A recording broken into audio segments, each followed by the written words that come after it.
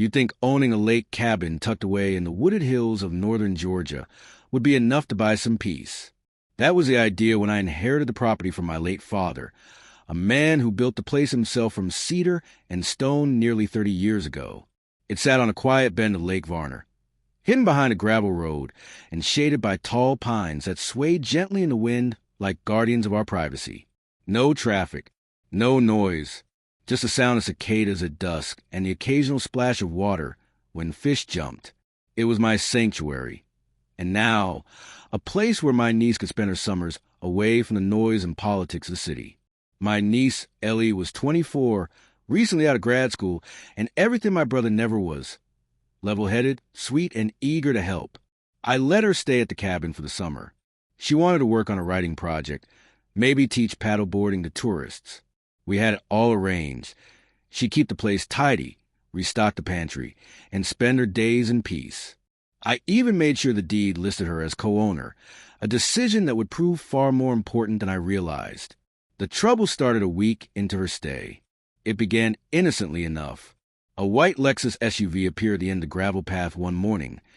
Pristine, oversized, and out of place. Ellie noticed it through the kitchen window while making coffee. A woman stepped out, clipboard in hand, wearing a yellow windbreaker and the kind of sunglasses that never seem to come off. She marched down the path like she owned the land, her footsteps crunching aggressively over the pine needles and stones. Ellie figured maybe she was lost or looking for someone. Instead, the woman stood at the edge of the dock, scribbled something on her clipboard, then turned and left without a word. That evening, Ellie found a paper tucked into the storm door. It wasn't a formal letter, just a printout with bold red letters. Unauthorized occupancy, violation of HOA regulations. No address, no contact number, just a demand that the unauthorized tenant vacate within 48 hours or face legal action. Here's the thing. We weren't in an HOA. Or, at least, I didn't think we were. The property, when my father bought in the early 90s, was part of a loose association of cabins and boathouses that all shared lake access, but there was no official governing body, no dues, no bylaws, just a few dusty guidelines kept in a filing cabinet at the old bait shop, long since burned down. It seemed impossible that someone could resurrect that old arrangement, let alone enforce it. And yet, here was this mysterious woman handing out threats like she was a marshal in some western. When Ellie called me that night, her voice was shaking. She asked if we were in trouble. I told her no, not in the legal sense, but I could tell she was unnerved. I offered to drive down that weekend, but she insisted she was fine, just confused, maybe even a little intimidated. But she wasn't going to leave. The next morning, the Lexus returned. This time, Ellie met her at the door. According to Ellie, and later, our ring cam footage, the woman didn't even knock. She walked up the steps, clipboard ready, and began measuring the distance from the porch railing to the waterline. When Ellie opened the door, the woman didn't smile or greet her. She just lowered her sunglasses, looked her up and down, and said, "You're not listed on the residency logs. Who gave you permission to be here?" Ellie, to her credit, didn't flinch. "I co-own this property," she said. "We're not part of an HOA." The woman smirked like a teacher correcting a dumb student. The Lakeside Cabin Owners Association was reinstated last spring. All previous properties are automatically included unless legally withdrawn. You're not exempt, and you're not listed on the deed. That's when Ellie handed her the printed and notarized ownership document I'd emailed her the week prior. It had both our names, legally recorded co-owners. The woman, clearly thrown off, took a photo of it with her phone and walked off without another word. Ellie watched her climb into the Lexus and peel out, the wheels spitting gravel behind her. We didn't know it yet, but that moment, that single smug confrontation, was just the opening salvo in what would become a summer-long war. Because 2 days later, she escalated. Ellie woke up to the sound of voices outside. Not angry voices, official ones. A sheriff's deputy. 2 men in khaki uniforms stood beside the Lexus. And there was her again, in that same yellow windbreaker, arms crossed, whispering in the deputy's ear. Ellie opened the door cautiously, cell phone in hand, already recording. The deputy turned to her. "Ma'am, we receive a report of trespassing on private property. This woman," he gestured to her, "claims you're not authorized to be here and may be squatting illegally." Ellie nearly laughed. "I own this cabin. Here's the deed." It's already been shown to her. The deputy, to his credit, took one look at the document and nodded. "This looks legitimate. Sorry to bother you." But the woman didn't back down. She started shouting across the lawn about property lines and unapproved shoreline maintenance and unauthorized occupation. The deputy calmly asked her to leave the property, which only made her angrier. She called him unqualified, insisted she was the acting president of the Lakeside HOA, and that she had a right to inspect properties for violations. Before she left, she spat out a final warning to Ellie. "This isn't over. If you're on HOA land, you follow HOA rules." The deputy apologized once more before leaving, but Ellie was rattled. She called me again, voice shaking more this time. She called the cops on me, Uncle Dave. I was in my pajamas. I didn't even do anything. She just shows up and tries to scare me. I told her to hang tight, that I'd be down by morning, and I packed a duffel, grabbed every document I had from the county assessor, and made the 3-hour drive straight through the winding back roads. When I arrived, Ellie looked tired. Her shoulders were tight, and she kept glancing out the window like she expected another Lexus to roll up at any moment. I hugged her, told her we were going to handle it. But even as I unpacked my bags, I saw the tire tracks in the gravel. Deep, fresh. She'd already been back again. And something told me this wasn't just about rules or property lines. This was personal. I stayed the whole weekend at the cabin after that run-in with the sheriff. Thought I could calm Ellie down, maybe even confront the so-called HOA president myself and squash it before it spiraled. But by Sunday night, it was already clear this wasn't just a misunderstanding. It was a campaign. When I walked out to grab coffee early that morning, I spotted a new sign staked at the edge of our gravel path, right where our property met the main trail. It was bright red with block letters. "Notice, this lot is under HOA investigation, violations pending." Underneath, in smaller font, "Non-compliance may result in lien or forced removal." It looked official. Professional printing, laminated, mounted to a wooden stake like it had been ordered in bulk. I pulled it out and chucked it behind the shed. Ellie came out onto the porch a few minutes later in her hoodie, hair up, still rubbing sleep from her eyes. "Was that another sign?" she asked, like she was already used to it. "Yep," I said. "She's trying to intimidate us." She nodded and looked toward the trees. What does she get out of this? That question stuck with me, because it wasn't about rules. It wasn't even about property lines or paperwork. It was about control. And for people like her, control is oxygen. We didn't know her name yet, so we called her what anyone would, HOA Karen. But by Monday morning, we had a name, Marla Jeffries. And we found it the same way you find out everything these days, through the neighborhood Facebook group. Ellie logged in using her account from back home and typed Lake Varner HOA.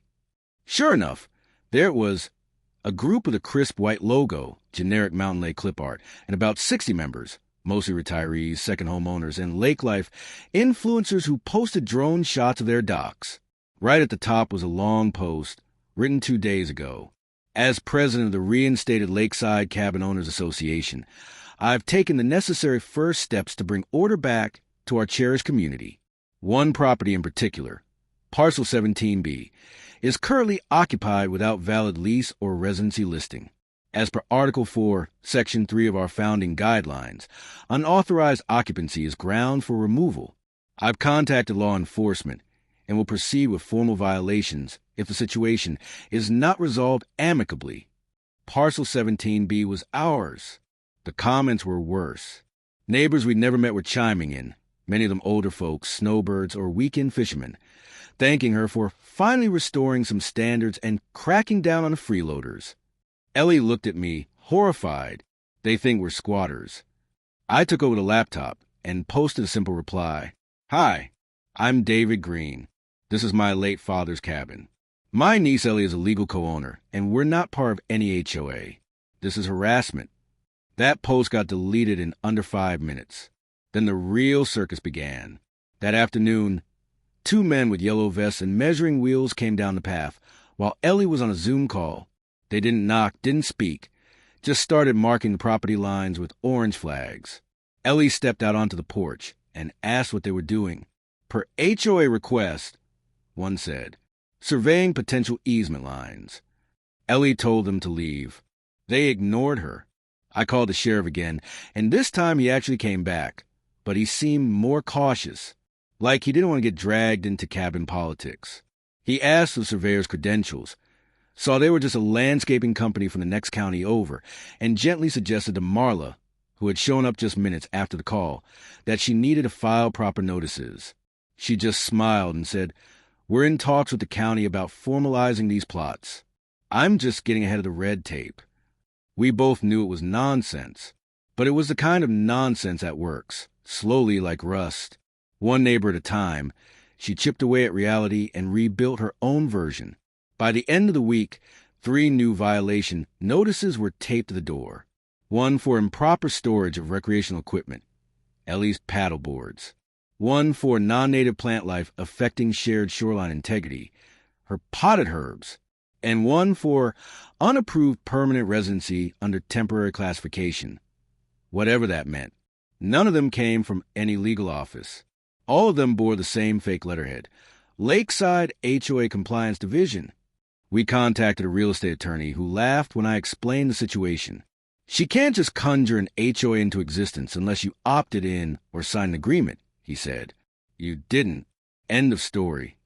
But that wasn't the end. The real blow came Friday morning. Ellie woke up to find the dock padlocked. A heavy-duty chain was looped through the gate and sealed with a brand-new master lock. Tied to it was a laminated sign. Dock usage suspended pending compliance review. HOA property, no trespassing. I was livid. I walked down the path to the lock, yanked it a few times, then called the sheriff again. This time, they sent someone different, a younger deputy named Ramos, who looked like he'd drawn the short straw. He was polite, listened carefully, but after examining the situation, he shrugged. Technically, this lock is on the dock gate, not your house, not your car. It's a civil dispute. It's our dock, I growled. It's on our land. He flipped through his little notebook. Do you have a plat map proving that? I didn't. Not on hand. And Marla knew that. She watched it all unfold from the front seat of her Lexus, parked 100 feet back, sunglasses on, sipping from a Yeti cup like it was a live show. When Ramos left, she stepped out. She didn't say anything to us directly, just walked to the edge of the driveway, adjusted her clipboard, and snapped a photo of Ellie's car. Then, without a glance, she said loudly to no one in particular, "Unregistered vehicle. Another violation. Shame." That was it. The smugness. The confidence. Like she knew we couldn't touch her. Like every delay, every ignored call, every erased comment on Facebook was just more proof that she held the strings. That night, Ellie sat on the porch wrapped in a blanket, staring at the lake. "She's winning," she whispered. I shook my head. "She's bluffing. She's a control freak who found a megaphone. She's got the whole community on her side," Ellie said. "They believe her. They think I'm some squatter from the city." That part stung, because in small towns like this, perception is currency. If enough people believe something's true, it might as well be. And Marla was cashing in on that fast. "She's using fake laws and fake documents," I said. "She's not a president. She's a bully with a printer." But Ellie just sat in silence. It wasn't the rules that got to her. It was the isolation, the slow drip of fear, the feeling of being outnumbered, of being watched, judged, and painted as a villain in a story we didn't even ask to be part of. That night, while Ellie slept, I stayed up on the porch, laptop open, printing out everything I could find, plat maps, deed filings, county HOA records. I made a folder, highlighted everything that proved we weren't under jurisdiction. I was done reacting. If Marla wanted to escalate, we'd be ready. By the time the weekend ended, I wasn't just frustrated, I was focused. If Marla Jeffries wanted to weaponize bureaucracy, I'd return fire with precision. No yelling, no threats, just cold, hard documentation and strategy. This wasn't going to be a screaming match in the driveway. This was chess. The first thing I did Monday morning was drive straight to the Newton County Recorder's office. I walked in with a thermos of black coffee, a folder full of maps, and one mission: find every single scrap of paper that proved our property was legally independent from Marla's pretend HOA. And I found it, buried in the microfilm archives. There it was, a signed and recorded document from 1998 stating that my father had officially withdrawn Parcel 17B from the Lakeside Cabin Owners Association. The HOA had collapsed soon after, but my father, God bless his foresight, had put the withdrawal in writing and filed it with the county. It was clean, stamped, ironclad. I asked for 5 certified copies. 1 for me, 1 for Ellie, 1 for the sheriff's department, 1 for our lawyer, and 1 just for Marla. But I didn't send it to her yet. See, the thing about a bully like Marla is that they thrive in ambiguity. Her power didn't come from law. It came from fear, from convincing people she had authority when in reality, she was just louder and more organized than everyone else. If I just handed her this document, she'd deny it, spin it, or bury it. No, I had a better plan. I called Ellie that afternoon, told her to sit tight and keep a low profile. She sounded better, calmer, but still worn down. She mentioned another violation left in the mailbox: unauthorized exterior lighting visible from lake-facing homes. She laughed it off this time. I guess solar string lights are a crime now, she joked. It was the first time I'd heard her joke about this in weeks. Progress. The next day, I filed a Freedom of Information Act request to the county to get a full list of any recently registered HOA documents, presidents, or meeting minutes for the Lakeside Cabin Owners Association. The county clerk looked at me like I was nuts. That group hasn't been active since 1999. There's no president on file. No legal reactivation submitted. Exactly what I hoped to hear. Now I had 2 weapons: proof we were legally out of the HOA, and proof her entire operation was a fantasy. But still I waited. Instead, I began collecting evidence of her violations. See, Marla was so busy enforcing fake rules, she forgot to follow real ones. Her SUV? Illegally parked overnight on county land. Her inspection visits? Trespassing. Her laminated signs and padlocks? Vandalism. Her surveying flags? Unlicensed construction interference. I started photographing everything. Ellie helped. She got bold, walking down the trail with her phone, recording time-stamped footage of every official notice left on the property, every SUV parked across property lines, and every neighbor that approached her with questions. She never argued. She just asked calmly, "Do you know this HOA is real?" Most didn't answer. Some looked embarrassed. One even said, "I thought you were renters." That stung, but it was telling. The neighborhood wasn't malicious. They were just misled. Marla had fed them a narrative and repeated it until it became truth. But now, that truth was unraveling, and we were about to cut the last thread. The next step was the mailbox. Marla loved using it. Probably thought it made her violations seem more official. But using someone else's mailbox for anything other than postage-approved mail? That's a federal crime. So I called the local postmaster, explained the situation, gave him the address, sent photos of her laminated threat stuck inside our mailbox. His tone changed fast. "That's not legal," he said. "I'll send someone to take a look." 2 days later, while Ellie was trimming weeds along the front fence, a USPS inspector in a navy blue cap walked up the trail. Marla's SUV was already parked at the turn. As soon as she saw the uniform, she stepped out as if to greet a friend. They spoke for less than 2 minutes. Then he handed her a yellow slip, pointed directly at our mailbox, and said something that made her freeze. She didn't smile that day. Ellie caught it all on her phone, from a distance, just far enough to be legal. The next morning, the mailbox was empty, clean, and that was just the beginning. We used that footage in a post, this time not in Marla's HOA group, but in a new group we created, Lake Varner Property Owners United. It was simple, civil, and loaded with facts. Video of the postal violation. Screenshot to the county saying the HOA didn't legally exist. Scans of the 1998 withdrawal. Side-by-side comparisons of real HOA notices and Marla's homemade fakes. We didn't insult her. We didn't name-call. We just asked, "Did you know this HOA has no legal standing?" Within 48 hours, the group had 43 members. One of them was Marla's next-door neighbor. Turns out, Marla had fined her for excessive garden decor the month prior. Garden gnomes, of all things. That neighbor? She uploaded a photo of the fine. Same fake letterhead. The floodgates opened. Stories came pouring in from people who've been intimidated, fined, threatened, or coerced into donating to the HOA's community fund. One guy even said she charged him $100 to park a trailer on his own land for 2 days. He paid it because he didn't know any better.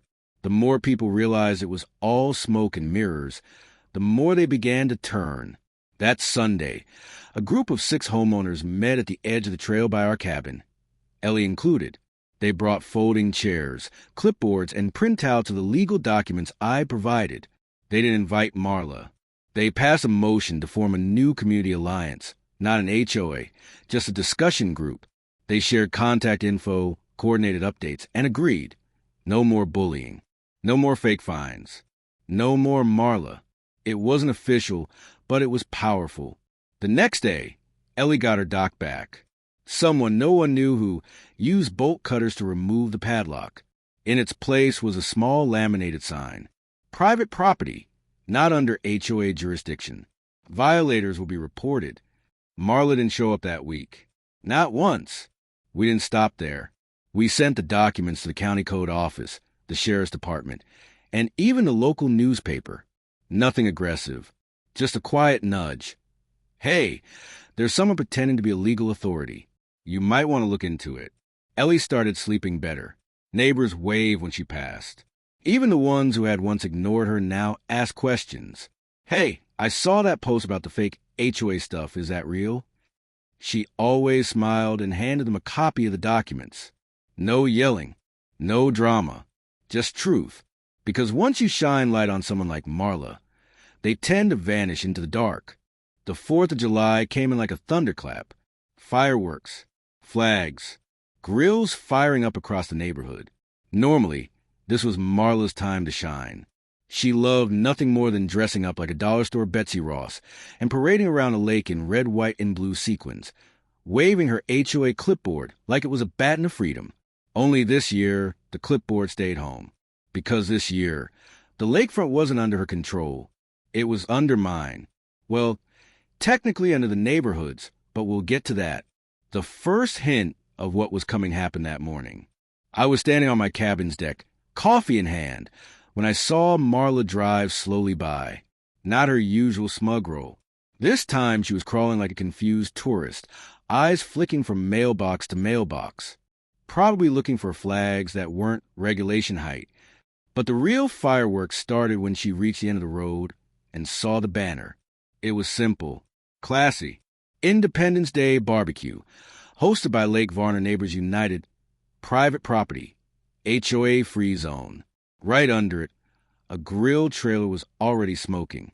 Picnic tables had been hauled in from 3 nearby homes. A hand-painted sign pointed toward the lake. Docks open, kids welcome, HOA fines not accepted. I didn't hang the signs. Ellie and the others did. And it wasn't just a few rebels this time. It was nearly half the neighborhood. The very people Marla had been fining, scolding, humiliating for years, now gathered under the very power she swore didn't exist. A community without her. And you know what really stung? The smiles. I watched Marla park her SUV on the opposite side of the gravel trail. Arms crossed, lips tight. She didn't get out. Just sat there, engine running, watching kids play cornhole and old neighbors toast lemonade in fold-out chairs. I walked up casually. "Happy 4th," I said through a cracked window. Her sunglasses reflected the banner. "You're trespassing," she said flatly. "Actually, I'm not. None of us are." I tapped the paper in my hand. A notarized declaration of property rights, recorded and signed by the county. This land isn't under your control. It never was. Her fingers twitched on the steering wheel. You're violating community covenants, she said, her voice sharper now. Unauthorized gathering amplified sound. No amplification, I said. That's an acoustic guitar. And this, I waved the paper, has already been filed with the sheriff's office, the county recorder, and the local news. The fake HOA, the mailbox violations, the fines you issued under a non-existent entity, that's all been sent out. She didn't say anything, just stared, like she could me off her property, even though it wasn't hers anymore. Oh, I added, and one more thing. I stepped aside. Behind me, a golf cart pulled up, customized with red pinstripes and a Sheriff's Star Magna on the side. It was Deputy Landon, the same guy who responded to Marla's bogus call weeks earlier. He smiled, waved. "Afternoon, ma'am," he said as he got out. "Mind if I chat for a moment?" She rolled up her window. Didn't matter. He placed a manila envelope on her windshield. "Just letting you know you're under review for impersonating an HOA officer, misuse of public mail receptacles, and unauthorized enforcement of land regulations." She peeled away without a word. But we weren't done. Later that afternoon, Ellie took the stage, a makeshift one bill from wooden pallets, right on the dock. She had a megaphone, not that she needed it. People were already gathering around, curious, giddy, full from hot dogs and too much sun. "Hey, everyone," she said, voice steady, sun on her face. "I just want to say thank you for being here, for standing up, for helping me feel like I wasn't alone." She paused, looked toward the gravel road, where Marla had vanished hours earlier. Some people try to take power through fear. They hand out fines, make threats, and hope you don't ask questions. But we did, and now we own this space. Together. The crowd clapped. A few people cheered. One guy whistled and shouted, "No more HOA." It echoed across the lake. I didn't speak. I didn't need to. This wasn't about me. It was about them. Ellie, Marvin, the couple with the gnomes, the widow who'd been told her holiday wreaths were offensive, the dog walker who'd gotten a $100 fine for leaving footprints on community grass. Marla had ruled with a clipboard. We fought back with facts. And now, we'd taken her power away without raising our voices, just our documents. By the following week, Marla was nowhere to be seen. Her SUV didn't appear. The neighborhood group she once controlled, deleted. Her HOA dues collection box on her porch, removed. And then came the final blow. A certified letter sent from the county attorney's office. We heard about it from a very talkative neighbor who worked as the assistant clerk. It stated that Marla was officially under investigation for fraudulent misrepresentation of an HOA, unauthorized use of county property claims, unlawful collection of fines and fees, interference with private land use. They weren't criminal charges, not yet, but they were enough to freeze her, and she knew it. The week after, a moving truck showed up in her driveway. No goodbye, no flyers, no sequins. She left in silence. The neighborhood threw a spontaneous potluck that night. No signs, no fanfare, just neighbors, free at last, flipping burgers and laughing like they'd been let out of fog. As for the park, it stayed private for now, but we didn't close it off. We opened it selectively, free for anyone willing to sign a simple agreement. No HOA nonsense, no clipboard threats, just respect and community. We called it the Free Zone. And right by the dock, under the new community board, we posted the laminated letter that started it all. HOA banned my BBQs. So I bought their park and gave it back to the people. 2 months after 4th of July, everything in Ashwood Trails felt different, quieter, not the kind of eerie silence you get when something's wrong. The kind you feel in the aftermath of a summer thunderstorm.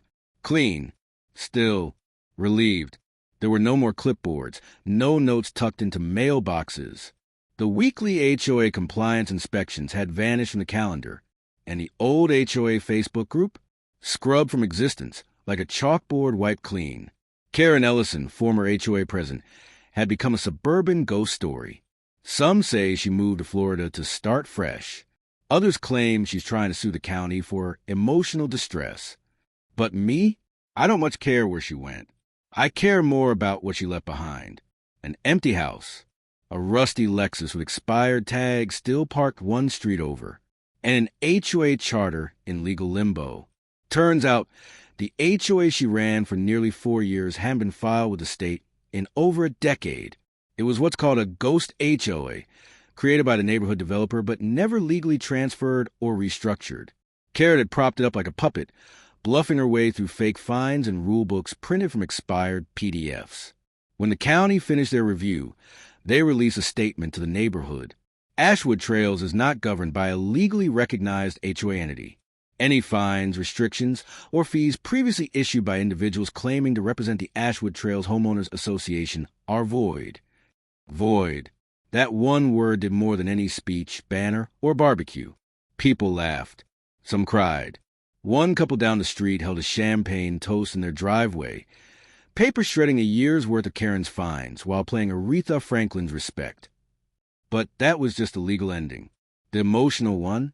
That came slowly. Week by week, lawn decorations started creeping back in tacky flamingos, solar lights shaped like garden gnomes. One guy even installed a full Halloween animatronic in August just because he could. No one said a word. Donna and I brought back the Saturday BBQs. Bigger than ever. We didn't just invite family. We opened it to the whole block. I set up a donation jar, and folks started pitching in for ribs, buns, and corn. Ellie started bringing pies. Marvin rigged up a projector for movie nights. We called it Ashwood Unplugged. No rules. No pressure. Just food, stories, and a lot of healing. But here's where the irony really kicked in. The very thing Karen tried so hard to control, the park, the gatherings, the sense of belonging, was never something she actually built. She inherited it, co-opted it, weaponized it. But once the HOA's fake authority collapsed, something strange happened. People started volunteering. On their own, a group of dads fixed up the old playground. Someone donated fresh mulch for the flower beds. Ellie ran a neighborhood bake sale to fund a new bench and shade canopy. No votes, no forms, just neighbors deciding to be neighbors. The park, my park, became the heartbeat of Ashwood Trails. And yes, legally it was still mine, but I made sure it stayed open to anyone who respected it. No fines, no permits, just a simple sign that read, community maintained, community respected, HOA not required. But the best, most poetic part? It came one fall afternoon when I was pressure washing the sidewalk near the park gate. A Tesla pulled up, brand new, plates from out of state.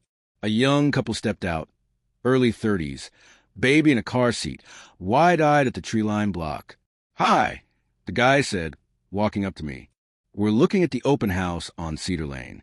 Realtor said it's a quiet neighborhood." I nodded. "That it is." "Is there an HOA here?" the woman asked, brushing hair out her face. "We're trying to avoid all that. Had a bad experience back in Austin." I smiled, leaned on my pressure washer, and pointed to the sign at the park gate. They read it. Both of them chuckled. "Wow," the guy said. "That's perfect." I walked them over to the house myself. Later that week, I found out they'd made an offer. Full asking price. The seller was stunned. Said it was the fastest offer in the neighborhood in 3 years.